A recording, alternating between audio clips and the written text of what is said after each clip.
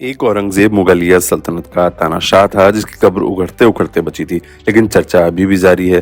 दूसरा मोहम्मद औरंगज़ेब आजकल वॉशिंगटन में हैं। पाकिस्तान का वित्त मंत्री आईएमएफ की बैठक में हिस्सा लेने गए हैं। दिवालिया होने का खतरा है। $7 अरब जिन शर्तों पर लोन लिया है उसे पूरा करना है, कोई कसर न हो जाए, इसलिए आईएमएफ और वर्ल्ड बैंक चीफ अजय बंगा से मिन्नतें कर रहे हैं।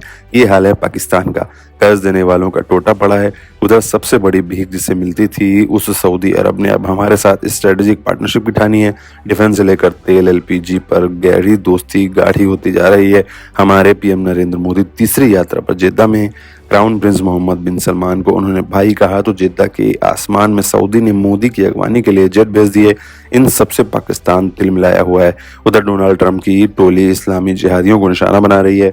एलन मस्क ने तो पूरी पाकिस्तानी ग्रूमिंग गैंग की खौफनाक सच्चाई सामने लाकर यूरोप को भी चेता दिया है, फिर भी पाकिस्तान चेत नहीं रहा है। कल यानी 22 अप्रैल को हमारे जम्मू कश्मीर के पहलगाम में आतंकी हमला हुआ। इन बुज़दिल आतंकियों ने निहत्ते सैलानियों पर गोलियां चलाई हैं। ये हमला आतंकियों के ताबूत की आखिरी कील साबित हो सकती है, लेकिन मैं पाकिस्तान के मौजूदा हालात से ही इस हमले को जोड़ना चाहता हूँ, जिसका जिक्र ऊपर किया है। इस हमले की जिम्मेदारी भले ही द रेजिस्टेंस फ्रंट ने ली हो, लेकिन ये तो लश्कर ए तैयबा का यार ही है जो पाकिस्तान में बैठे आकाओं से गाइड होता है। ये अगर सच्चाई है तो पाकिस्तानी आर्मी चीफ आसिम मुनीर की तरफ ध्यान जाना लाजमी है। इस बौखलाया आर्मी चीफ ने हाल ही में जो तकरीर दी उससे साफ शक होता है कि उसके इशारों पर बुज़दिलों ने ये कायराना हमला किया है। लोकतंत्र को मजाक बनाने वाली Pakistani army chief general Asim Munir की वो तकरीर इस्लामाबाद में हुई थी।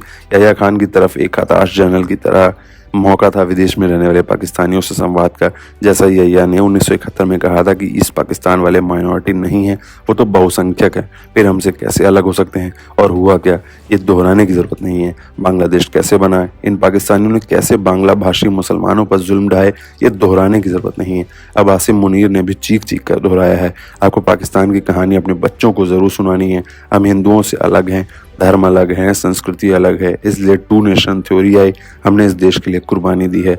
कलमे की बुनियाद पर दो रियासत बनी, मदीना और पाकिस्तान। वो बहुत क्लियरली सुना रहे थे बलूचियों को।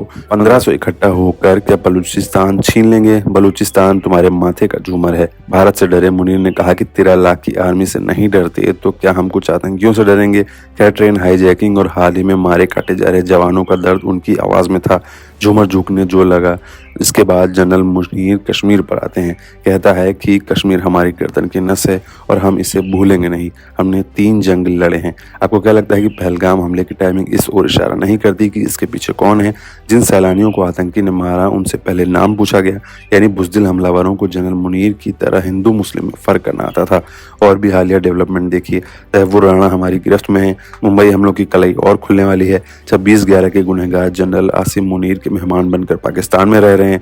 साजिद मीर, ज़कीउर रहमान लखवी जैसे दरिंदों के अलावा पाकिस्तानी आर्मी के रोल की कहानी रिवाइंड होनी है। ऐसे में पाकिस्तान घबराया हुआ है। शहबाज शरीफ तो सिर्फ मोहरा है। हमारे साथ जिस मुल्क का वजूद सामने आया है वो 58 साल आर्मी रूल में रहा है। टू नेशन थ्योरी फेल हो रही है।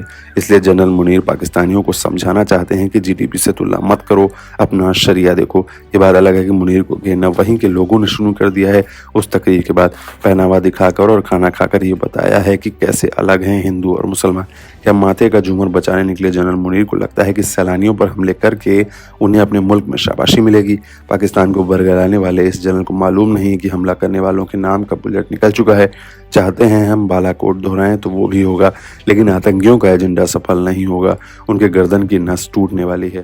पाकिस्तान की कहानी अपने बच्चों को जो है आपने जरूर सुनानी है, ताकि वो पाकिस्तान की कहानी ना भूलें। Well, our forefathers they thought that we are different from the Hindus in every possible aspect of life. Our religion is different, our customs are different, our traditions are different, our thoughts are different, our ambitions are different. That was the foundation of the two nation theory that was laid there. That we are two nations, we are not one nation.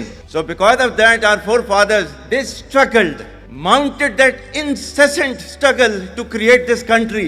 Our forefathers, they have sacrificed immensely, and we have sacrificed a lot for the creation of this country. And we know how to defend it. My dear brothers and sisters and sons and daughters, please don't forget the story of Pakistan.